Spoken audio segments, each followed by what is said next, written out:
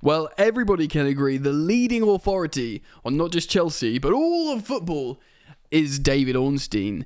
Big Ornstein. And he has said some stuff about Chelsea Football Club. You ain't so tough with that bad boy talk. I'ma get it how I'm living, I'ma walk the walk. Outline my lines, I rap through thought. Welcome back to Football Therapy with me, your host, Jan. Caught the sun today, and I've had a hot shower, so that's why this is going on. But no time to cool down, for we have additional Chelsea news to discuss. And we're going to go through David Ornstein's comments to NBC Sports Soccer. See what he said there. Of course, Manchester United have lost 1-0 to Arsenal, which is good for us in our chase for the Europa League. And there was a better performance. Maybe they can get a draw against Newcastle and we can win our remaining 2 games and qualify for the Europa League. That would be nice. You know, wouldn't that be nice? We'll see what happens, though. Lots to get into today. So thanks for joining me, guys. I really appreciate it. I love seeing you here. I do love seeing you here, mate. So thanks for joining me. Thank you for supporting the content as always. You can do so by liking, commenting, sharing, subscribing, hitting the bell if you subscribe. And yeah. Alright, mate, let's get into it then. So, Ornstein, I guess, like, he's briefed by the clubs when they want, you know, when the truth needs to be out there. Because Ornstein spits, bro. He's never comes out of any fake news, no false information. He's the one. He's a great communicator. He's a professional and just darn good at his job. So congratulations, Orny, for being a good professional. No wonder you're the head honcho over at the Athletic here in the kingdom. Obviously Fabrizio Romano is like good, but Romano has made himself into like he's still like a brand. Isn't he, Romano? And he's spread so thin over global football. Whereas David Ornstein is like, nah, I'm going to just be a bit specialist here. I'm going to break some, you know, true exclusives that not even Romano can get his hands on. And a lot of the time that's about Chelsea. So I guess he's being briefed by Chelsea. Or he's just got a really good inside source. So he's spoken about the Chelsea. We're going to talk about what he said about Pochettino and what the owners think about him at the moment. He also spoke about Liverpool and Ineos trying to emulate the model that Chelsea's got. Of course, Liverpool being rebuilt by Michael Edwards post-Klopp, and Ineos rebuilding just generally after buying their sporting control of Manchester United. And he said one to watch Pochettino to Man United. Should he leave Chelsea? And we could be ruining that situation. I'll tell you that much. So, let's start off with Pochettino at Chelsea. He says this: there will be a review in the summer at Chelsea led by the owners and sporting directors to determine if Pochettino continues. So it's still not done. Even though Pochettino's come out and said, like, if they want me to stay, I'll stay. He said he'll stay. We reflected on that in an earlier video today. You've got Todd Bowley saying in, you know, sporting conferences, like, the football we were playing is beautiful. We scored the last 2.5 games. The way we were moving the ball, it's just as we drew it up. God, he sounds boring, doesn't he? Like, he's the most ungregarious communicator ever. And you think the billionaires, my glasses are steaming up, dude. I'm just gonna not wear them. You think they're like billionaires, you got there by like talking to people. I mean, apparently he's a good guy. I'm reliably informed. But oh my God. I know it's not like a comedy show, a live performance when you're speaking at those press conferences. Press conferences like all those like business conferences or whatever they are. They sound boring anyway, so at least speak with a little bit more entertainment. I digress.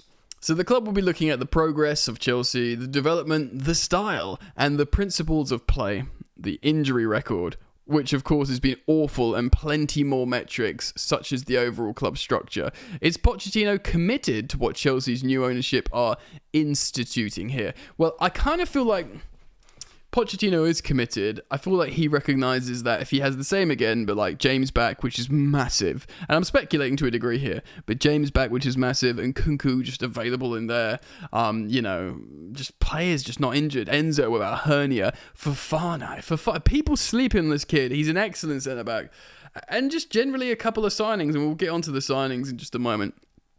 Then probably Pochettino thinks, yeah, plus give me like a senior guy here and a senior guy there, and I'm good, bro. I'm speculating to a degree there, but I think Pochettino would be happy with that. And he's kind of said, look, if they're happy with me, I'm happy with this. After that win against Nottingham Forest. It's interesting to hear that this review is still on, which kind of makes sense. It will be the whole season, the analysis in the review, but it does kind of feel like these last two games are still going to be so important, obviously because it would define whether we qualify for Europe or not, but also it will cement and validate this progress that we've made in the literally last few games, man. So that's the analysis that will go down. I guess if it was going well so far. 3 wins on the bounce. Yes, we've got me to thank for the Baldora, but don't change anything. Don't say one thing or another. Just keep it going to the very last game, the final whistle of the last game, and see what happens there. But that's what they're still planning on, that assessment of Pochettino, essentially. We'll talk about Ineos and Pochettino in a moment. But don't need to make sales for signings, or don't need to make sales at all. Well, for the moment, rather. Look, I'm going to read off Chelsea.news. And he sort of cited this Chelsea news website, and he sort of aggregated the idea, his quotes and sort of what it means. David Ornstein is a reliable source, as a reliable source as they come. His regular appearances on NBC Sports are becoming a good platform for him to drop snippets about Chelsea. Big time, actually. And last week, he was speaking about Pochettino, revealing that the Europa League and the Conference League was the coach's stated aim. Oh, yeah, that he wanted the Europa League. He says, look, they don't really care about Conference League. They are demanding Europa League. And we reacted to that as well. We did a video on that a few days ago. This week, it's about Chelsea's finances, and it's massive if true. Well, like I said earlier, Ornstein doesn't drop fake news. He just doesn't. Quote, They do not need to make any sales, is my understanding, to comply with profit and sustainability rules and financial fair play for this season, 23-24. So he said on NBC. The cutoff for this season is June the 30th. They do not need to make sales to comply for they will need to make sales to comply for 24-25. And of course, they're at the end of the transfer window in August and then in January. He's saying that Chelsea will not need to make sales to comply with this season's PSR. Now, everyone's saying, they need to sell. Big Orney's saying, nah, they're fine. Which is really, really interesting. Now, I wonder, because I kind of had it on authority that we did need to sell, but I wonder if it's like, this is taking into account that the money of Lewis Hall's coming, because that's been triggered, 28 million, plus a few million, and that there's an agreement that Martin's going to go to Dortmund for 37 million all in with the loan fee, and maybe that's enough. But it's interesting, he's literally saying Chelsea don't need to do it, they're fine. Now, all these friggin' TalkSport shows about, everyone doing a circle jerk about Chelsea's financial situation. The Chelsea website goes on to say, a huge boost if we can trust it. Clearly, it is. If this is true, it's brilliant news for Chelsea for many reasons. It allows us to buy players and removes the need to sell players that we'd rather keep. It's important to note that Ornstein isn't saying we don't need to sell, just that we're in the clear for this season gone. It buys us time to go get back into the Champions League next season, to boost our revenue, and to potentially remove the need for any major sales at all. We have no reason to doubt Ornstein's sources here, although equally we have not much reason to doubt the many reliable journalists who have said the opposite in the last few months. But for me, Ornstein just trumps everyone. He's the overlord. He's the overseer. And he's not even saying Chelsea have said this. He's saying they don't. He's not saying Chelsea, because everyone's always said Chelsea are adamant they're fine. There's been a lot of that, but he's saying, no, categorically, that's the situation. Look, this would be great news for lots of reasons, and the big headline one would be stuff like not having to sell Conor Gallagher for pure profit. Look, we talked about Hall, Martin, Breuer will definitely go as well. So that's 3 pure profit sales on the books straight away. And that's before you get to Gallagher. Probably, almost certainly won't sell Gallagher. I think. I'm getting that feeling now. Thank God, don't clip that up in 6 months. And Chalobah. Because Chalobah's becoming increasingly important. And the way I see him play comparatively to, say, a Badia Shield sometimes, I'm thinking, is it worth selling him? So, massive on not needing to sell. Let me know what you think about this, and let's move on to the other clubs. So he's spoken about how, Liverpool are rebuilding post-Klopp with Michael Edwards, of course, the sporting director that's returned to the Scousers to rebuild post-Klopp. And they've got an Arne Slot who will have to work in the same way Pochettino's worked. He's got a new sporting... Essentially, it's not necessarily emulating Chelsea per se, but it's emulating that structure. And Arne Slot has agreed to work within that structure that Pochettino originally agreed to work with. And it's not just Liverpool doing this. Manchester United are doing this with Ineos. And he spoke about this because he said Ineos are bringing in sporting directors. Ten Hag will have to work with them. If Ten Hag gets sacked, then David Ornstein says this: Pochettino to Manchester United is one to watch. He said Pochettino has met Ineos before for the Nice job. That's wild, don't you think?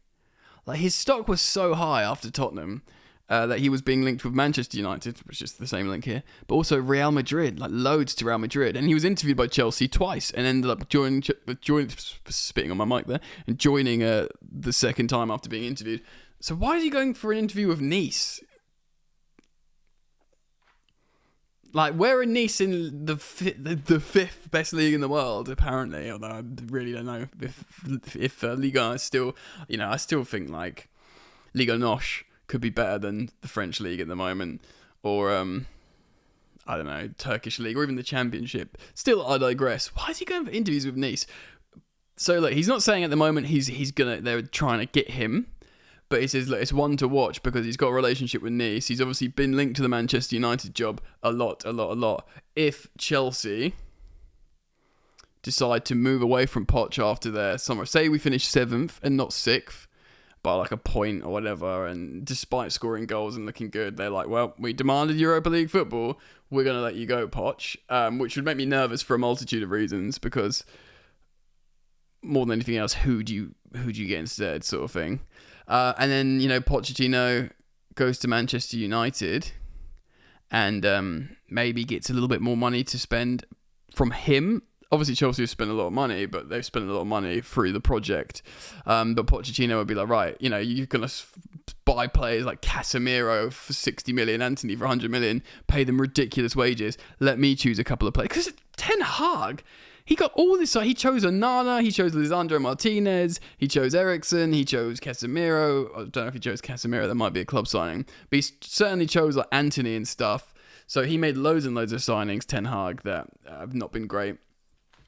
So, give Poch a chance to sign some transfer targets. He might do really well there. So, of course, there's also I'm not referencing it anywhere on the screen here, but in that segment, David Ornstein also referenced how Chelsea will look to buy a couple of big boy players, like senior players, for Pochettino, should they carry on into next season, which hopefully should please him and be the kind of thing that he wants to see. But yeah, Ineos sniffing around Pochettino, should Chelsea let him go? And I think he'd probably go because he's settled in England again. He's spoken to Manchester United a few times about that job. And he'd be working in a similar structure to where he is now, which he's already agreed to. But I think he's already got a bond with this team. The players like him. He likes the players. I think he likes London. I mean, no offence to any Manx watching, but London over Manchester. All right. Anyway, I wanted to reflect on this stuff. Go watch the video clip if you want a full to make your own assessment. But I wanted to give you mine. So thank you for joining me. Thank you for liking and subscribing, commenting, sharing, all the lovely stuff that makes me smile. And I'll try and cool down now because I feel like my face is radiating heat. Cool. See you soon. Peace.